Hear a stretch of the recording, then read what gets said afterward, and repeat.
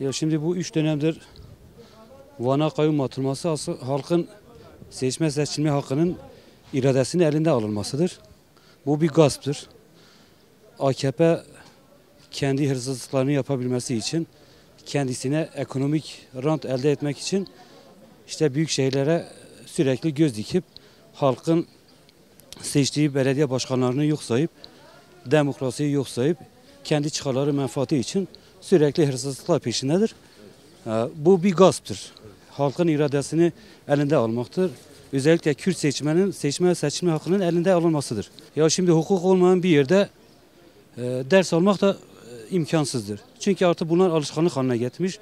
Türkiye'nin sadece Van değil, baksanız yani Türkiye'nin bütün dağları satılmış, bütün ovaları satılmış, bütün dereleri satılmış, bütün yolları satılmış, bütün devlete ait olan bütün kurumlar komple satılmış ve bir beşli çete peşkeş çekiliyor kendi rantları için. Hatta Türkiye komplesini talan etmiş. Yani Hakkari'den Edirne'ye kadar hepimiz şu anda sefalet içinde, yoksulluk içinde cebelleşiyoruz. Yani bunu sadece Van halkı değil, 85 milyonun buna ses çıkarması gerekiyor. Çünkü bu sorun sadece Van'ın sorunu değil, tüm Türkiye'nin sorunudur. Bana kalırsa bu gündem değişikliğinden başka bir şey değildi. Sadece halkı uyarıyorlar sürekli, çünkü geçen 2013'te de bir çözüm süreci başladı. Tekrar işlerine gelmediği zaman tekrar yine kayyumlara başvurdular, tutuklamalara başvurdular. Sayın Selahattin Demirtaş, Figen Yüksekdağ, onlarca milletvekillerimiz, aynı Abdullah Zeydan da genel başkanımızla birlikte cezaevindeydi.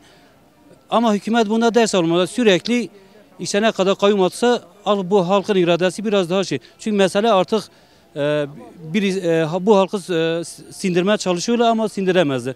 1000 defa da kayyum atsalar, 100 defa da seçim yapsa AKP Van'da kaybetmek zorundadır. Bitmiştir. Yani Kürdistan coğrafyası da AKP'nin artık miadı dolmuştur. Bunu bilmesi gerekiyor. Artık demokratik yollara değil, kendi iktidarı, sarayının getirdiği sorunlarla kendi iktidarını sürdürebilmesi için sürekli bu halka zulüm yapıyordur. Bu halkın iradesini gasp ediyordur. Biz de bu gaspa karşı 1000 defa da seçim yapsa, 1000 defa kayyum alsa da, hırsızlığını atsa bile bu halk boyun eğmez. Yani atalarımız diz çökmemiş, biz de diz çökmeyeceğiz. Artık bundan sonrası AKP'de Van'da yer yok. Bunu da iyi bilmesi gerekiyor. 1000 defa gelse, 10 binlerce polis getirse bile bu halk iradesini teslim etmez.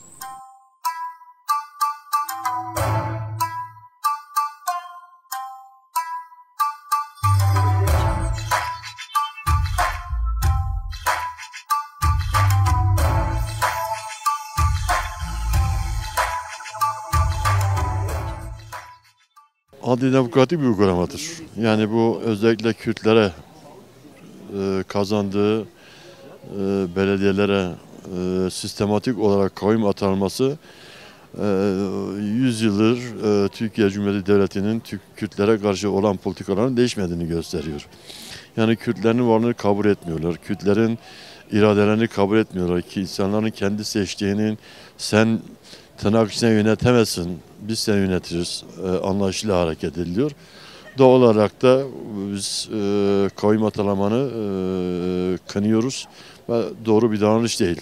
Ne Türkiye için ne de geleceği için ne de Kürtler için bir şey sağlamaz bu. Yani en azından Kürtlerin bu seçimde bir dahaki seçimde yine alacaklar ama her sefer bu kısır döngü devam ederse sonuçta Türkiye'nin şu anda bulunduğu ortam itibariyle de bir takım görüşmelerin içeriği belli olmasa, kimin ne dediği de çok açık olmasa bile ya Abdullah Zeydan bu halkın %55'ini oyunu almış, seçilmiş bir belediye başkanıydı.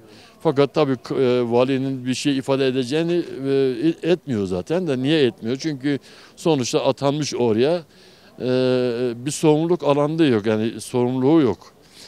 Evet orada görevli ama sorumluluğu yok. Sorumluluk olmadığı için de yani bu halka karşı bir sorumluluğu yok. Yarın çekip gider. Orada şu anda atanan daire başkanları diğerleri de aynı şekilde. Kürtler için bir şey ifade etmiyor onlar. Çünkü sorumluluk sahibi değiller. Kürtlere karşı bir sorumlulukları yok. Dolayısıyla bırakıp gidecekler ki Bu 3. defa da kayyum atanıyor sanırım. 3'ünde de Van'a herhangi bir elle tutulur bir şey yapılmadı.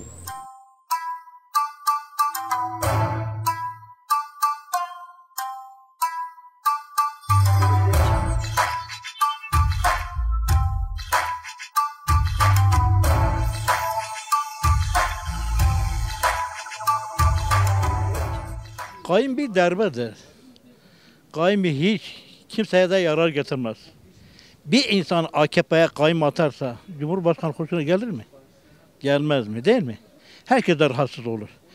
Bu Türk'üdür, Kürdüdür, Lazı'ydı, Terkidiydi. Herkes bu ülkede kardeşler. Bu kardeş birlikimize, beraberlikimize bozan AKP hükümetidir. Bunu vazgeçmek lazım. Barış diyorsa barış gerçek bir barış olsun. Oyalamasından, milleti dolandırmasından, yalanla barış olmaz. Barış gerçek barış olur. Bizim de ümidimiz odur ki Sayın Öcalan bu ülkeye barış getirecek. Biz de onun mektubunu dinliyoruz. Bu 3 gündür mektubu gelmiş ama bu açıklaması verilmemiş. Biz onun mektubunu bekliyoruz. Bakın açıklaması ne olacak? Allah'ın izniyle hayırlı olur. Bu ülkeye hepimize hayırlı olur. Herkese. Türküyle, Terkeziyle, Lazıyla, Kürdüyle hepsine de. Biz barış istiyoruz bu ülkede. Hem barış diyorlar hem de bir anda kayyum atıyorlar. Böyle bir şey olur mu ya? Kesinlikle kabul edilmez. Kabul edecek bir olay yoktur. Yani bir şey kabul ederse demek ki bu ülkenin çocukları değil. Bu ülkenin vatandaşı değil. Herkes kabul etmemesi lazım. Herkes el ele vermesi lazım. Yani birlik ve beraberlik. Türk de bu mücadele vermek lazım. Türk de diyecek ki Cumhurbaşkanı gel bunun ne işi sen yapıyorsun? Bir yandan barış diyorsun, bir yandan kayyum atıyorsunuz. Tamam, biz kabul etmiyoruz. Yani biz birlik ve beraberlik mücadele ederse bu iş çözülecek. Ama birisi kalkarsa, CHP arkasını verirse, diğeri partiler arkası verirse bu iş çözülmez. Hepsi birlik ve beraberlik kol kola mücadele edecek ki kazansınlar.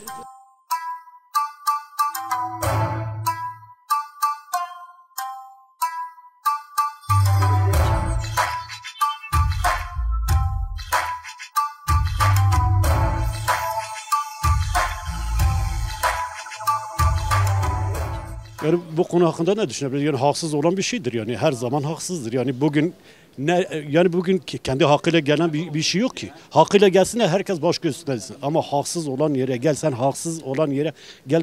Ya düşün senin kendi evindir. Ben gelip senin evinden çıkarayım. Gelin senin evinde oturayım. Bu adalet midir? Hak mıdır? Bunu kim kabul ediyor? Hiç kimse kabul edemez. Hakkıyla gelsin baş göz üstüne. Ama hakkıyla gelmeyen insanı sen zorla gidip yerine oturduğun zaman herkesin zoruna gider. Hiç kimsenin. Ya kayyumdur yani kayyum yani işte ya hayır dediğim gibi yani kayyumdur yani siyasi olarak bir şey değil yani kayyum yani hiçbir şekilde yani kayyumun anlamı nedir? Bir yerde bir haksızlık bir zulümlük varsa kayyumun anlamı burada sen oraya kayyumunu atarsın eyvallah. Ama burada herhangi hiçbir haksızlık bir şey yok ki sen kayyum atıyorsun. Haksız olan onlardır. Sen zorla gelip kendi insanları kendi evinden çıkarttığın zaman haksız onlardır. Yani aslında onlara kayyum atılması lazım ama işte öyle bir şey yok. Her şey onlar elinden nasıl isterse öylece çeviriyorlar. Yani bu haksızlık hiç kimse bunu kabul edemez. Kesinlikle kabul edemez. Hiç kimse. Yani bırak Van halkı hiçbir insan yani gerçek Müslüman bir insan, gerçek inancı olan bir insan hiç kimse kabul edemez bunu. Bırak yani sen yani hiçbir kimse insan. Çünkü bu yanlıştır, terstir. Herkese de terstir. Şimdi benim kızım 3 yaşındadır. Kız 3 yaşında. Vallahi billahi dün sabah beraber yatağımda uyanmışız. Baba diyor polisler beni yakalayacak. Baba seni polisler niye yakalayacak? Ya buyur bu 3 yaşındaki kız çocuğu yarın büyüdüğünde nasıl yani polisi nasıl sevsin? Bu onu bana anlatabilir misin? Ya 3 yaşındaki çocuk sen nasıl anlıyorsun? Ya kızım öyle bir şey yok. Polisler iyidir.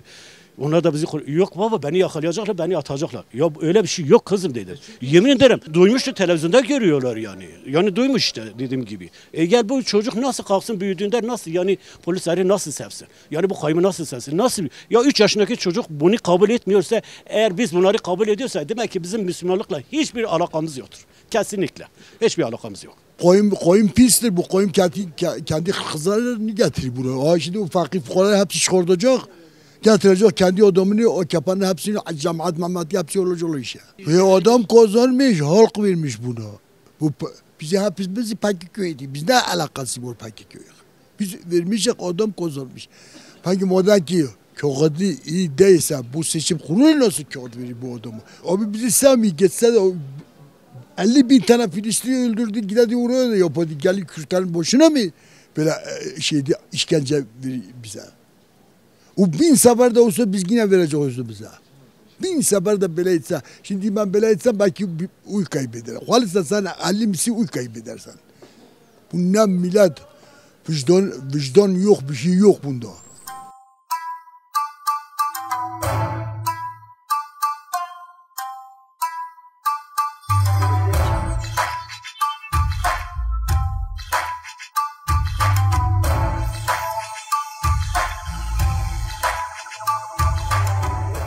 Vallahi abi ben de anlamadım yani adamları başa getiriyorlar sonradan bir daha gönderiyorlar yani bu bence haksızlıktır yani. Yani adamı istiyorsun geliyor sonra da gönderiyorsun yani bir şey anlamadım ben. Yani eğer ki bir hatası varsa önceden niye söylenmiyor veya çıkartmıyorlar. Adam yaklaşık kaç? 10 aydır. 10 aydır belediye başkanı şimdi gelip kayma atıyorlar yani bence haksızlık var bu işte. Ha eğer ki hatası varsa önceden getirmeyin. Vallahi ben kendim şahsen kabul etmiyorum yani haksızlık var yani. Yani ikisinde de taraftar değilim ama bence haksızlık var. Eğer ki adamın bir hatası bir şey varsa niye getiriyorsun ve niye gönderiyorsun? Ben bunu doğru bulmuyorum. AKP'nin zihniyeti oyunlarla oynanıyor. Bu oyunda bu da oyunlarından biridir. Ben bütün siyasi partilere inanırım. AKP zihniyetini alsa neden? İhtiyati ve tarikatçı cemaatler 100 yıllık cumhuriyete nefes aldırmadılar. Böylece bize de nefes aldırmaz. Aynı çıksaydı nasıl dar ağacına çıkartılar sessiz kaldılar. Bu da aynı onlardan biridir. Hele bir tane Hakan Fidan var. Geçiyor diğer tarafında Arap Cumhuriyeti ilan ediyor. Senin ne işin var Araplarla? Sen Kürtlerle ne istiyorsun? Bu nedenle bu AKP zihniyetine inanmıyorum. Bütün halkımız da aynen bundan beraber hep birlikte kaç sefer seçim olsa da AKP'ye taviz vermeyeceğiz. İrademizi ortaya koyacağız. İrademizdir her zaman halkımızın yanında yer alacağız. Bu ceza olsaydı 10 sene evvel cezasını verseydiler. İtirazımız yoktu. Adaylarını da göstermeseydiler. Adayları kabul etmeseydi ama şu anda aday olmuşsa, seçilmişse o gerekçe kararını veren savcı yargılansın. O savcı yargılansın ki ben inanayım ki Türkiye'de adalet vardır. Bu adalet değildir. Keyfi muamelede teşekkür ederim. Kayyum güzel bir şey değil. Yani bizim Van memleketimizde eğer HDP kazanmışsa HDP'dir. Yani kayyumun bir anlamı yoktur. Boşu boşuna kayyum atamanın bir anlamı yok. Ben öyle düşünüyorum. Başka da bir şey demiyorum. Güzel bir şey değil. Van halkı aynıdır, değişmez. Yine HDP'dir. Değişen bir şey yok. Yani güzel bir şeydir. Kazanıyor burada. Kazanan adam da bırak görevine devam etsin. Bu bir zulümdür. Zulümden başka bir şey yok ki yani. Bir insanın bir iradesini nasıl elinden alabiliyor? Bu hukuk mudur? Bu adalet midir ya? Bir insan bir hukuk elinden aldığın nasıl alınabiliyor? Yazık günah değil mi bu insanlara ya? Hadi ben gelip de senin hakkını alayım yani. Sen rahat olabiliyor musunuz? İşte bu yani maalesef bu bizim ülkemizde bunlar yaşanıyor. Hak, hukuk diye bir şey yok. İnsanları eziyor. İnsanların elinde hak, hukuk alınıyor. Yani adalet diye bir şey yok. Kim kimi eziyorsa odur, başka bir şey yok. Vallahi bize çok güzel hizmet de veriyor. Yani bunlar sadece para peşindedir. Başka bir şey yok. Yani insanların hakkını alıyorlar. Alıyorlar, insanlarına veriyorlar. Kendi yandaşlarına veriyorlar. Başka bir şey yok abi. O bir zulümdür. Allah kabul etmesin diyorum. Başka bir şey demiyorum.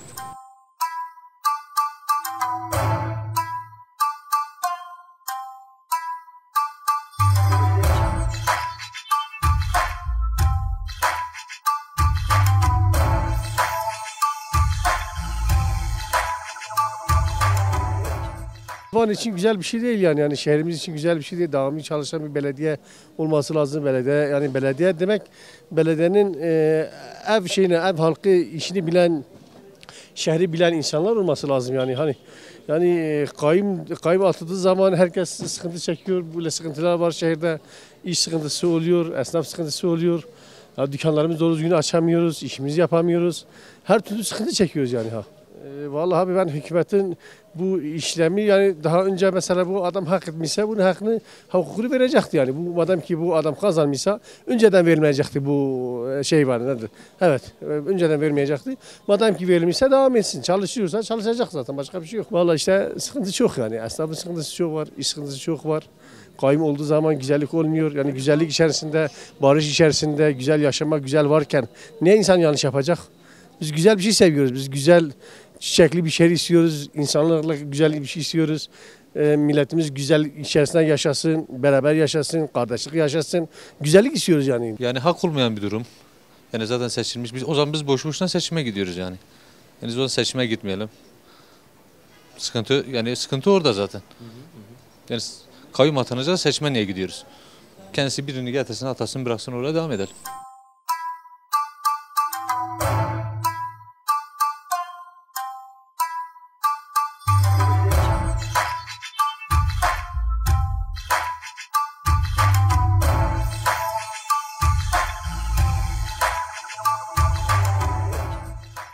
Demokrasi mesela insanlara diyor ki biz size özgürlük veriyoruz değil mi? Fikir özgürlüğü. Baktığınız zaman fikir özgürlüğü veriliyor ama insanların fikirlerine de saygı duyulmuyor. Bugün günümüzde yaşanan bu. Ben ne kadar hiçbir partiyi benimsemesem de bu kendi fikrim bu inancım daha doğrusu. Ama bugün yapılmış bir zulümdür bence. Çünkü insanlar buna bir vermişler Ben bunu bir zulüm olarak görüyorum. İnsanların hakları yeniliyor burada. Sonuçta bu devlet insanlara diyor ki biz size bir irade veriyoruz. Oy kullanacaksınız. Önünüze seçenekler sunuyor. Halk bu seçeneklerle beraber birisini seçiyor değil mi? Bu seçtiği kişiyle beraber bir sonuç elde ediliyor ve birisi kazanıyor. Bu devletin hoşuna gitmiyor ve halkın görüşüne saygı duyulmadan önüne kayyum atanıyor. Ben bunu bir zulüm olarak görüyorum. Kesinlikle kabul etmiyorum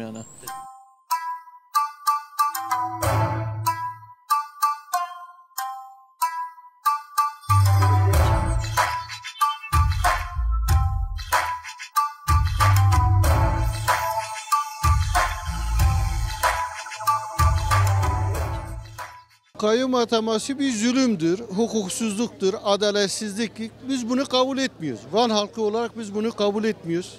Halkın iradesine gasptır, talandır.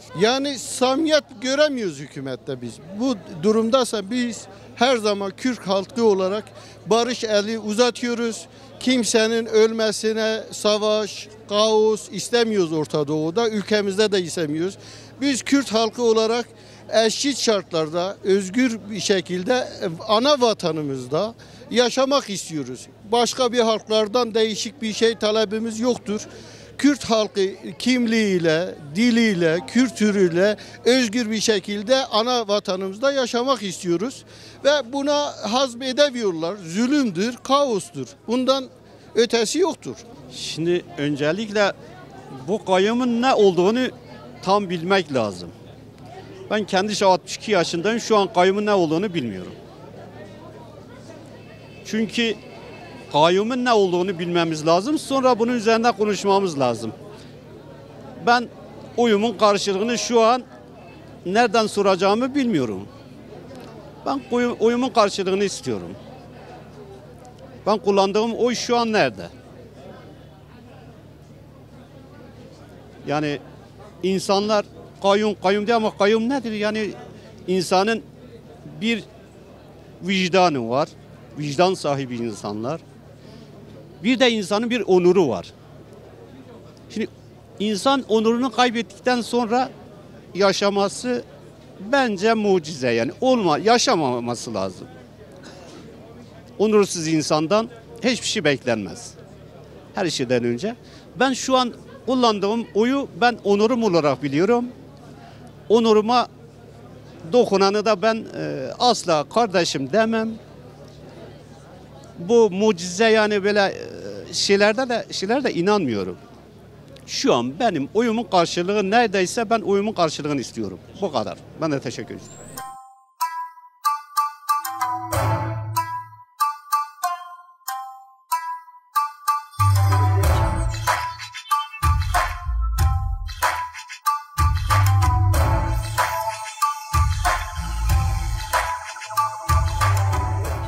Şimdi kayyum meselesi Van'da ve bütün Kürdistan'da, bütün Kürtler için yani bir irade gaspıdır. Yani bunu ifade etmeye gerek yok. Kaçıncı dönemdir? Bu 3. dönemdir. Çok zor şartlar altında insanlarımız yaşamlarını sürdürmeye çalışıyorlar. Bunlar milliyetçilik adı altında ikiye bölmüşler toplumu. Ötekileştirme yapmışlar, yani öteki yaratmışlar. Bu ötekileştirmeyle esas talanlarını yapıyorlar. Yani bunun şeyle alakası yok. İşte bu Kürttür, işte bunlar bölücüdür. Bak bu mantığı, bu şeyi yaratarak aslında irade gasplarına bir zemin hazırlıyorlar. Bu zeminle beraber bütün talanlarını, hırsızlıklarını bayrakla, milliyetçilik şeyiyle örtmeye çalışıyorlar. Aynen öyle. Yani vatan millet Sakarya politikalarıyla bugün şeylerini örtbas ediyorlar. Bütün hırsızlıklarını, bütün talanlarını örtbas ediyorlar. Yani karar vermek lazım. Bugün Kürtle Türk'ün oyu aynı mıdır, değil midir? Eşit miyiz, değil miyiz? Yani bugün Kürt'ün kabul edilebilir şeyi haddi aşmış yani. Artık biz bunları kabul etmiyoruz. Yani bu halkın başına gelmeyen kalmadır. 100 yıldır bu devlet bu Kürt'e bize zulüm ediyor. Yani bir karar vermeleri lazım. Barışacak mıyız? Yoksa bu şekilde bizim irademiz gasp edilmeye devam mı edilecek? Yani bunun bir sonu olması lazım. Yani biz de halimizden bir şey anlamalıyız artık. Ya bunun sonu yok. Hani böyle nereye kadar gidecekler? Yani bu kabul edilir bir şey değil.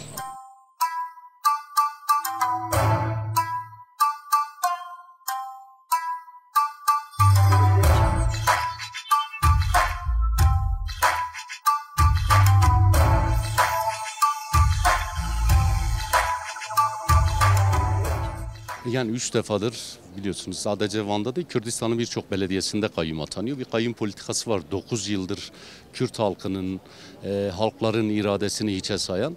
Bu anlamda zaten artık oturmuş bir polis devleti var. Yani tamamen Kürtlere güvenlikçi politikalarla yaklaşan bir anlayış var. 3 defadır kayyum atanıyor ama gördüğünüz gibi Van'da 3 defa kayyum atanmasına rağmen 3 defa da muazzam bir direniş ortaya çıktı. Yani halk hiçbir şekilde bunu kabul etmiyor. Halk hiçbir şekilde iradesine böyle güvenlikçi politikalarla, böyle kayyumcu, gaspçı politikalarla müdahale edilmesine her şekilde tepki gösteriyor. İşte bugün görüyorsunuz, bugün Van'da sadece Van polisi yok. Silopya'dan tutun, Batman'a, Mardin'e yani çevre illerin bütün polisleri buraya doldurulmuş durumda. Tabii yani Türkiye'den gelen polisler de zaten mahkeme kararı çıkmadan zaten bunların hazırlıkları hepsi yapılmıştı. Yani mahkemenin de uydurma bir karar olduğu siyasi sadece işte bugünkü kayyumcu anlayışa bir kılıf uydurma amaçlı yapıldığını hepimiz biliyoruz. Bunun zaten Van halkı da bunun hiçbir meşruiyeti olmadığını, bunun siyasi kılıflara ya da yargı kılıflarına uydurulmak istenen siyasi kararlar olduğunu çok iyi bildiği için bugün bu meşruiyetten kaynaklı burada direniyor ve hiçbir şekilde bu kayyum zihniyetini kabul etmiyor. Ama bununla beraber elbette ki Van halkı ve diğer Kürdistan halkı da şunu çok iyi farkında. Şu an yıllardır Sayın Abdullah Öcalan'ın barış için, Türkiye'de Kürt sorununa çözüm için çok büyük bir direnişi var, çok büyük bir mücadelesi var. Bununla paralel bir şekilde evet mücadele de ediyor. Sayın Abdullah Öcalan'ın arkasında olduğunu da gösteriyor ama ne yazık ki karşımızdaki bu devlet aklı yani güvenlikçi politikalardan vazgeçmeyen devlet aklı yine bir şekilde kendi içinde hala o Kürtleri bastırma, Kürtleri işte ne kadar zayıflatırsam o kadar iyi mantığıyla devam ediyor. Tabii ki biz hem direnişimizi sonuna kadar devam ettireceğiz. Van halkı olarak, Kürdistan halkı olarak, Türkiye'de barışı önemseyen halklar olarak hem direnişimizi sonuna kadar devam ettireceğiz ama ayrıyeten de Sayın Abdullah Öcalan'ın bugün başlatmış olduğu süreçte de ya da diyalog sürecini de biz tamamen bir müzakereye dönüşünceye kadar devlet aklının artık Kürtlere sadece savaş boyutlu bir yaklaşımını değil, Kürt sorununu esas alan yani Kürt sorununa da çözüme dönük projeleri olan bir yöne gelinceye kadar biz her türlü demokratik hukuki mücadelelerimizi burada vereceğiz.